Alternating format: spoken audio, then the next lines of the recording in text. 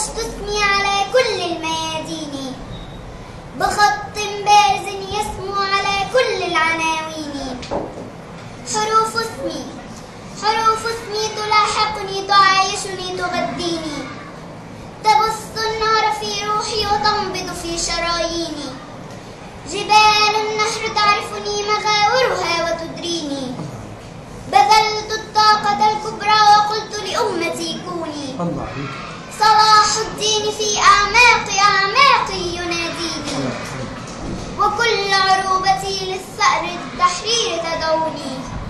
وراياتي التي طويت على ربوات حطيني وصوت مؤذن الأقصى يهيب بنا أغيثوني.